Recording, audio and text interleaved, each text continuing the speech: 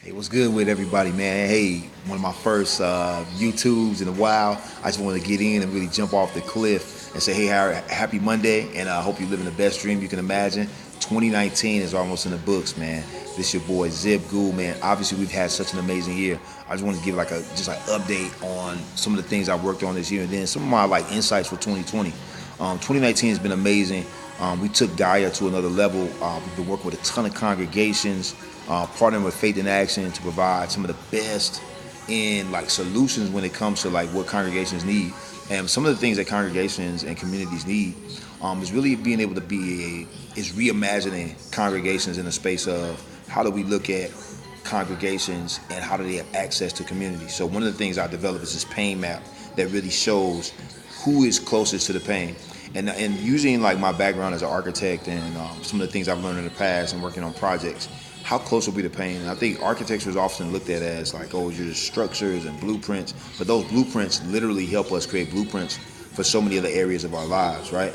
And so when you look at taking into consideration what it looks like to create a map of who's closest to pain points, whether it's violence in St. Louis, which again, that's my hometown. I'm originally from there. Obviously, we have a global footprint now, being able to be in Atlanta, being able to be in LA, being able to be in Africa, and work on tremendous solutions for different projects.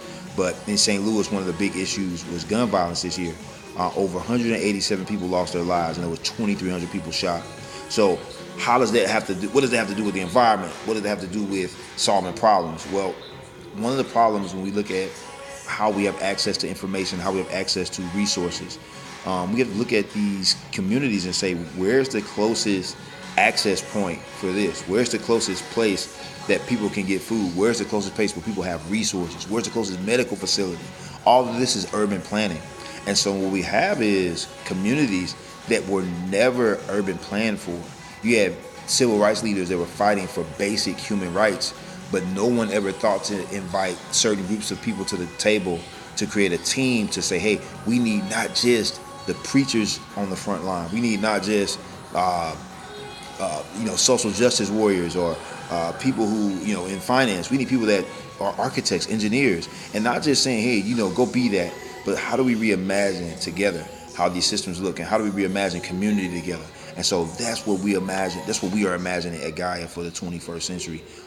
Looking into 2020, how can we create more partners that can collaborate and implement not only our technology, but implement our consciousness into like literally like city planning. Like when we look at how do we create equitable spaces, how to create access to energy for low to middle income families, how to create access to food deserts, and not access to food deserts, but how do we alleviate food deserts by creating access to clean food, clean water. These are the issues of the 21st century. These are the tough issues that we'll have to solve together. And so I'm excited about it. I'm excited about solving these problems with you. We have a serious environmental issue coming up in St. Louis. And one of the big issues we have is really looking at, there was a film I saw called Atomic Homefront. And Atomic Homefront really jumped off the cliff and talked about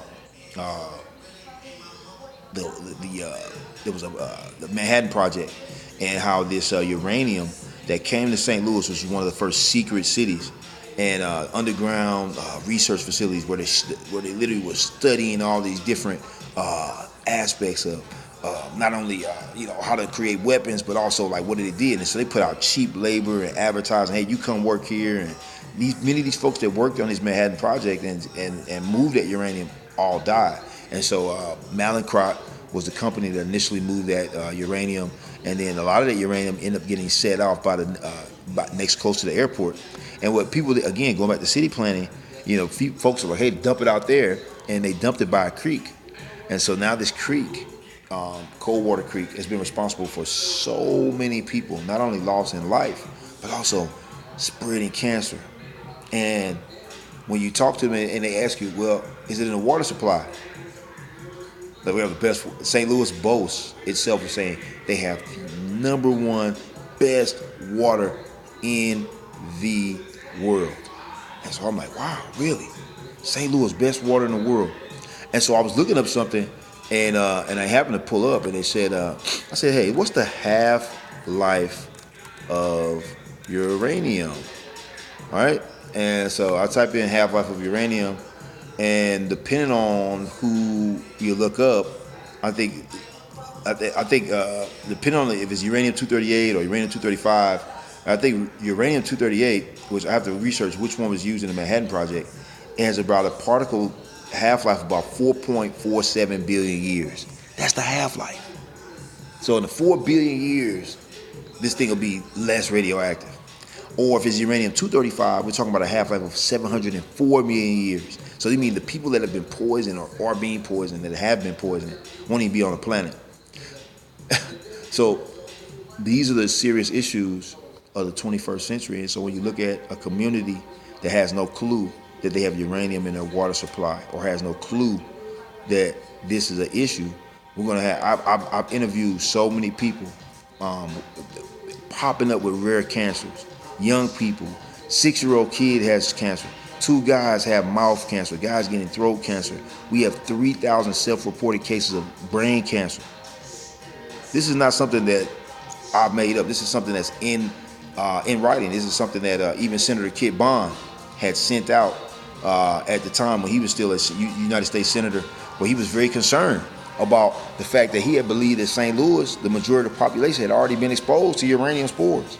And when you watch the movie that was on HBO, I think it's still on HBO on demand, Atomic Homefront, that movie should be shown everywhere. I had the privilege of being able to see it twice.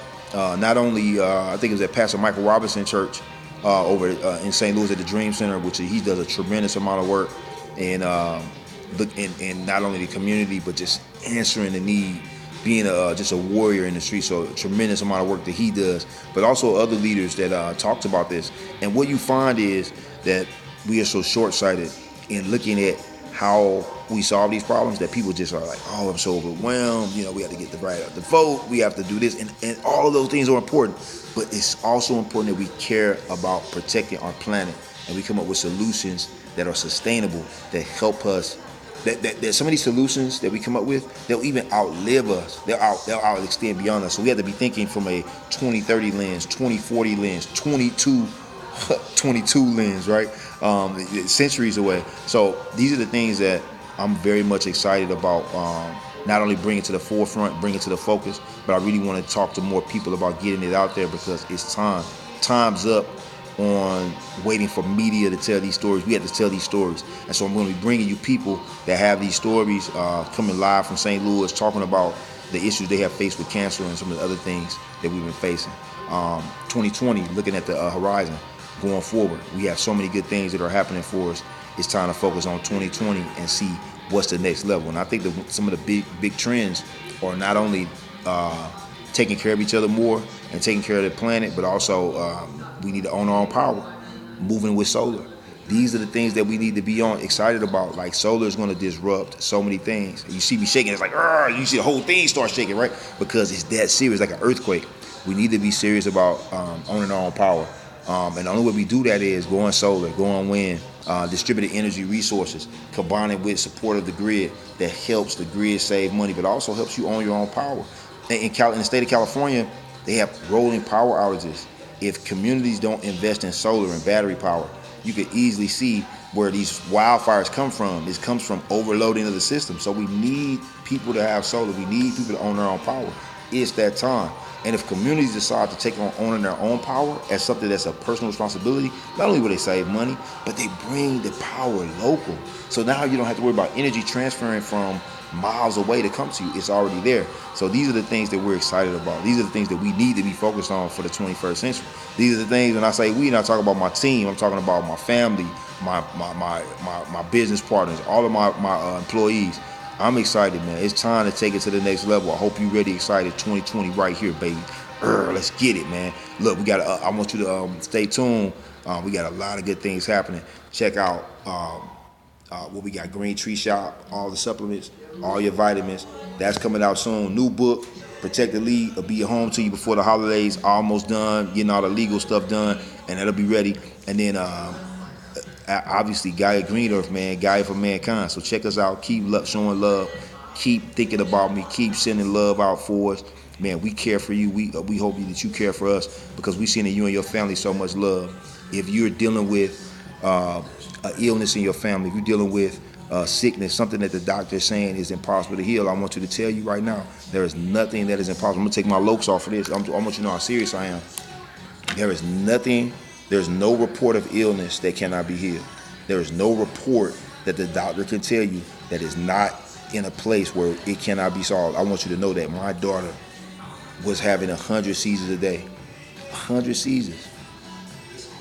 And I'm telling you, she's not having any seizures at all. I want you to understand how powerful this is. There are supplements, there are things right here in nature that can help us heal. But we have to get we have to be in balance. Part of doing that is getting our mind together. Iron mind, fluid mind, iron body. We have to be focused, you know what I mean? We have to be focused on the outcomes, not on the condition. So if we change the condition, and by creating new outcomes, reimagining new outcomes together, we can set everything into a whole nother direction. I just want to tell you that, man. I love y'all, man. Happy Monday. Stay tuned. New podcast out. Check out 2 Player. Check out the podcast. Hey, check out everything we're doing over at Gaia. Shout out to the team over at Gaia Green Earth for keeping me sane and keeping everything running. Let's run it.